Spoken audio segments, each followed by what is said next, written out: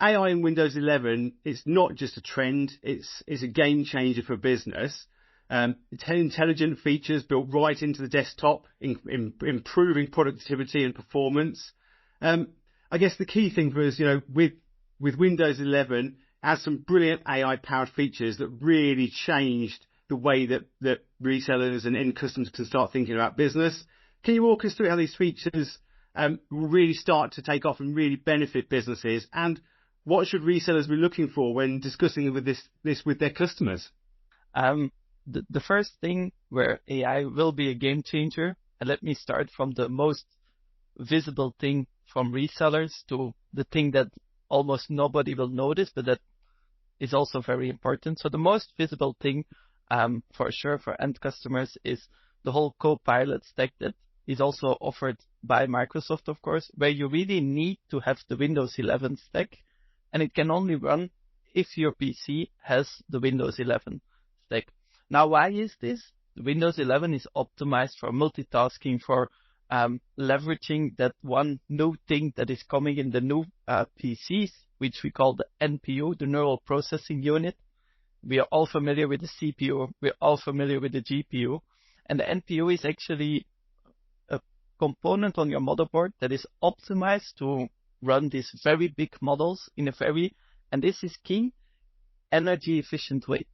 Because that's, in my opinion, one of those things that you as a end user or reseller don't really think about. But this NPU makes your PC more performant, but on the other hand, it also consumes less power. And that is actually something that is, let's say, a while ago that we introduced this in the PC industry. So that's very good for our customers, that it's not only the energy bill that will go down, it's also their productivity that goes up. So you have the Copilot stack, then of course you will see that they include more and more built-in AI features. I think one of those features that soon more companies will use than they actually realize is that within Teams you have a couple of enhancements like audio improvements, background cancellation, auto framing, camera tracking, that are actually all AI enabled. And there you really need to have the Windows 11 version of Microsoft, otherwise you won't have that. And of course, every vendor, including HP, has their own additional features on top. So you will see that we as HP, one of our 3 focus pillars is collaboration. And you will see that in our devices, we also leverage those AI enhancements that Microsoft with their Windows 11 stack already brings, will only get better. And then the last one that I want to mention that actually nobody realizes, but it is super important in the Windows 11 stack, is that your PC and your, either it's a laptop or a desktop, gets a huge upgrade on the security level. There are 2 reasons for that. You have, first of all, the built-in requirement from Windows, which is you need to have a TPM 2.0 chip. What is a TPM 2.0 chip? Think about an additional safeguard on the motherboard that does an additional check when you start up your PC to make sure that nobody is breaching on the core level of your PC.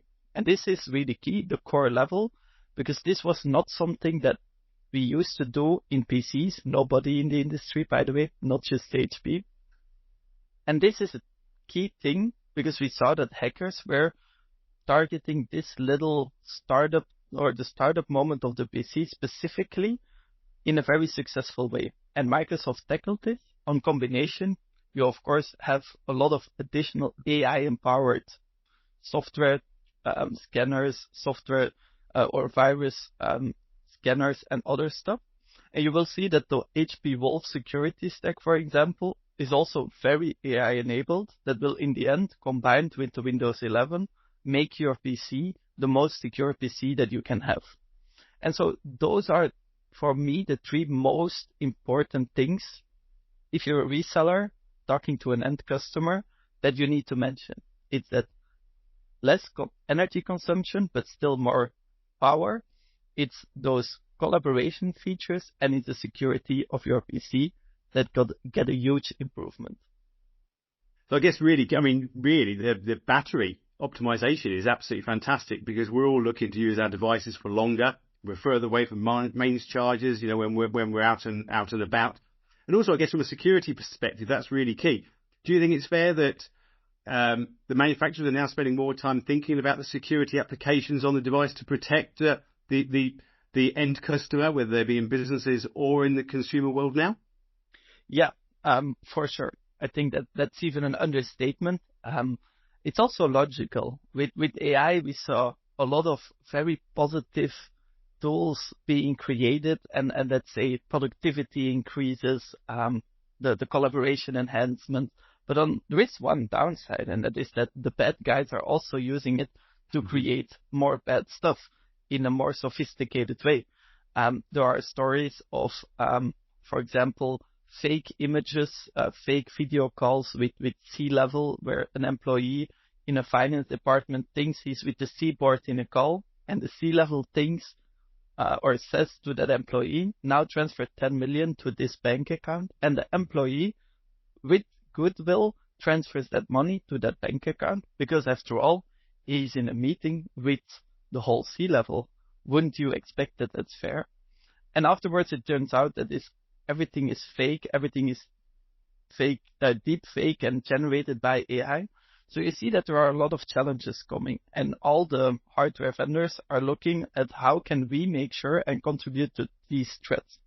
And that's where HP, for example, has this hardware embedded solution that makes it even more difficult as a hacker to go around or to bypass, where at all the layers, and especially if you then combine it with Windows 11, and on top of that, another antivirus stack, you will see that you're so safe that you can sleep on your 2 ears and be pretty sure that you won't get a breach.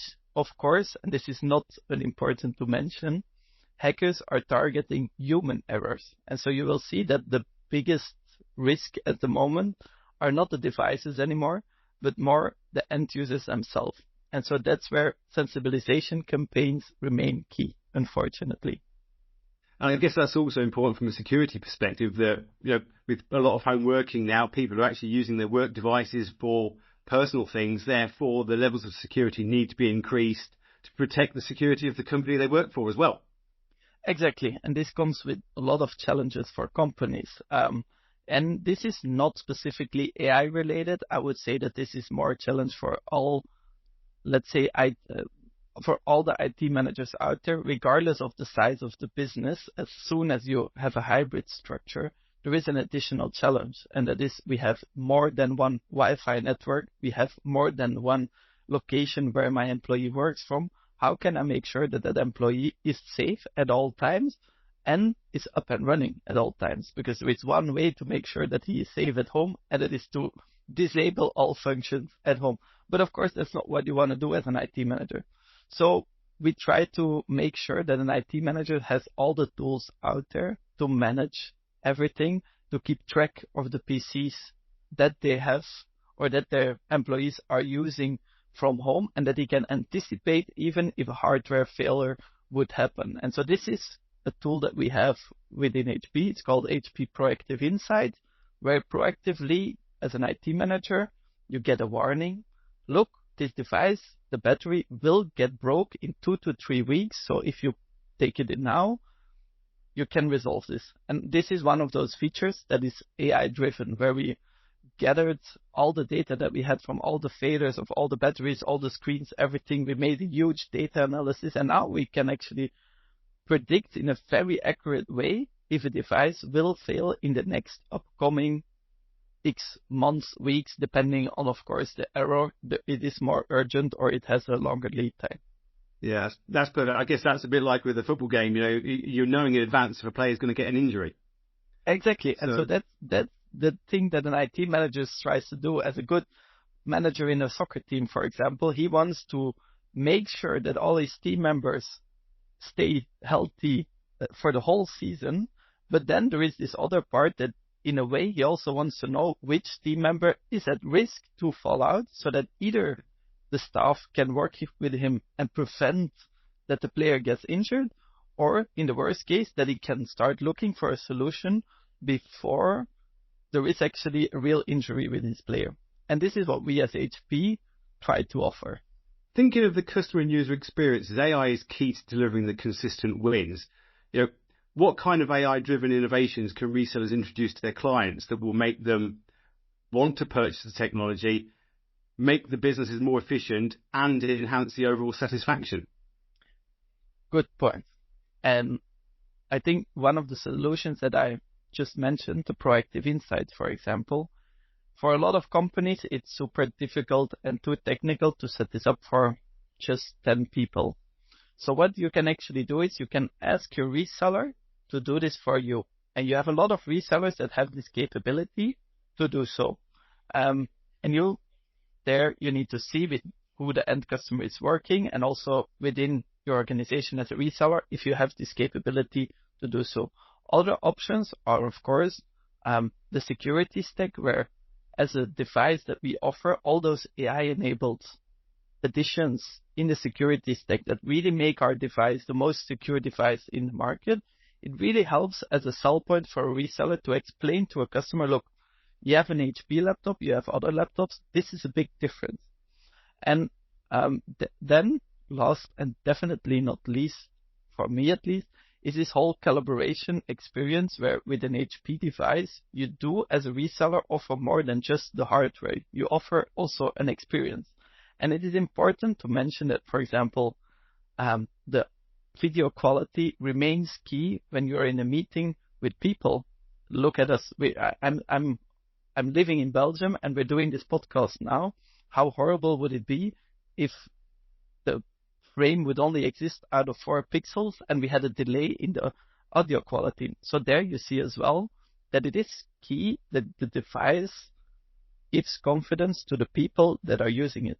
And all those AI-enabled features in the device, in the end, also enable resellers to sell these products and to say, look, it's more than just the hardware.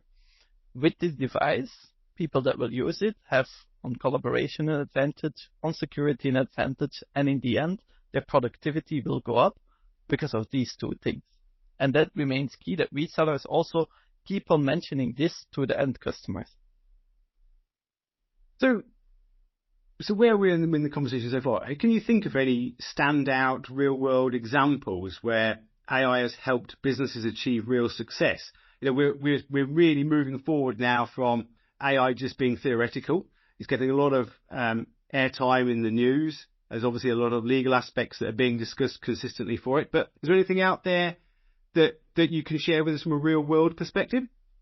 Yes, for sure. The only thing is, I would say that the biggest breakthroughs or the biggest innovations are in the medical field at the moment. What do I mean by that? Do I mean that there are no other big breakthroughs in other industries? Of course not. But what is happening in the health industry is incredible. The thing is with AI, or the power in AI really lies in the capability to look at a huge amount of data and find patterns that we as humans, either it takes us years and years to do so, either it takes years and years for one person, either it takes a whole team to do so. And with AI, it's just one device that can do it. And so what you see is that AI is already predicting for certain diseases, this could be a solution for this disease, this could be a solution for this disease. In Belgium, they're now experimenting actually in hospitals with AI scans for breast cancer, because it turns out that AI is up unto 70% more accurate in predicting it in the very, very, very early stages. So you see that AI, especially in those cases, is already saving lives, and that is not even an understatement. When you look, of course, more to the average knowledge worker, we're talking about Copilot or about ChatGPT, that for those users who are by now used to work with it, it can actually save up to 1 hour a day. Studies of Microsoft, or not studies of Microsoft, but studies that Microsoft is using to show the power of Copilot are showing that users that use this have up until 1 hour of productivity gain a day. Now, how is it possible? Like, it sounds so fluffy. Imagine that you get tons of emails every day. And instead of going through all your emails that you missed the past couple of days, you just can ask in one button, can you summarize me the unread emails and give me the top 5 of most urgent topics and give me an action list with to-dos based on the emails that I did not read yet. That's how I start my day, because I use Copilot, and I can tell you this saves me a lot of time. It's amazing to see how I can start my day without opening all my emails and already know, okay, this is on the list. Now I can start prioritizing and we're back on track. And so this is one of those things that really make a difference, in my opinion, for the average knowledge workers. Great. Absolutely superb. And I think everyone needs to start trying to use the AI applications now. I think just starting off with writing a basic letter, you can really see the power of the way it draws down the information from the internet. You know, so I know we've covered it already a little bit regarding why Windows 11. Could you just summarize, obviously, the benefits again of why it's important to move to Windows 11 to capture AI's full potential, and also the reasons why not being secure with the applications, so why Windows 11 from a security perspective, and what potentially is the risk of customers that stay on Windows 10 as well as we move into the end of support? Yeah, I think that's the big one, of course.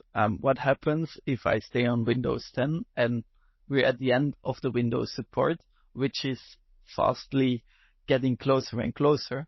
The big risk that you have there is, as from then, the Windows stack will not be updated anymore with new security viruses that are out there. This sounds fluffy, so let me try to boil it a little bit down. Microsoft tries to get all the viruses that are out there or that they see in the real world and try to find a solution for those viruses. As soon as they have this solution, they will send to all the Microsoft devices that have the newest version of Microsoft on their device, will get this, let's say, additional wall on the PC so that the new threat cannot enter your device anymore. And this is exactly the problem. If you wait with going to Windows 11, you will see that the device that you use will not have this resilience against those new threats anymore. And the wall that you have will remain, but it will not get bigger. So for a hacker, it only is a matter of time to get over the wall and to enter in your device. And that is the most important thing why you should think about changing at this moment from a security standpoint. That from a security standpoint, you will still have some defense and you will still have a wall around you, but that wall will not be updated against the newest weapons or against the newest threats that the enemy is coming towards you. And you can look a little bit at this if you're thinking about soccer, for example. It's always, or there is always a new talent that is coming up and he plays with a different style. If you don't adapt to that new style, and if you just think, yeah, but I knew how they played in the 80s and I'm just going to defend like we did in the 80s, then it doesn't matter because the team is coming with a new tactic, with a new way of putting the striker in the middle or whatever. If you don't adapt to the tactic of your opponent, you're guaranteed to lose. And that's the genius of Microsoft. You can see Microsoft a little bit as the coach of the team, who tries to make sure that the defense of the team, in combination with the attack, of course, is as good as possible. And that's why Windows 11 makes actually sure that you're updated with all the newest tactics that are used by all the teams out there. Fantastic. So what, from a long-term perspective, a long-range perspective on AI, what's your forecast? Well, how will it evolve and how will it support us and help our lives, only from a personal perspective, but also from a business perspective? That's the question that I like to get the most. So thank you, Brian, for giving me that one. For me personal, how I see AI is that AI is this one big game changer that has an amazing opportunity. Why? It can increase our productivity, but at the same time guarantees that we work or that we need to work less than we're doing now. So as a company, this means two things. First of all, you will generate more revenue. So for a boss or from someone in charge, they're happy. But on the other side, you can also ensure as your company that all your employees are happy because they can slow down a little bit because AI is really helping them. The difficulty, and this is what some companies are still struggling with, is if you let them only work more, the pressure and the stress gets to a point that it can become too high and that you run the risk that people might have, let's say, stress issues and eventually even get into burnout. And that's the danger of AI, that with AI it's possible to do so much in one day that as a human we cannot comprehend what we're actually doing anymore. So as a company, you also need to give time to people to adjust to AI. So my long-term prediction is that we will be hugely efficient and that we can do so much in one day and such a wide, diverse, let's say, range of tasks, going from finance to marketing, going to production and logistics in one day. And we know what we're talking about the whole time. But it takes time to get there, and we need to give people time to get there. And the most important thing is we also need to let people get used to these AI tools, because that's the most difficult thing. Companies are pushing Copilot, ChatGPT, or other AI tools towards their employees and expect them to use it without a decent training, without decent guidance, and that's the difficult part. But for me personally, in the long term, this could be the biggest game changer since the internet in the early 2000s. Yeah. Excellent. Andreas, it's been absolutely superb speaking to you today. Thank you so much for your time, and I look forward to speaking to you again, hopefully in the future. It was amazing. Thank you for hosting this, Brian. You're very welcome. Take care. Bye.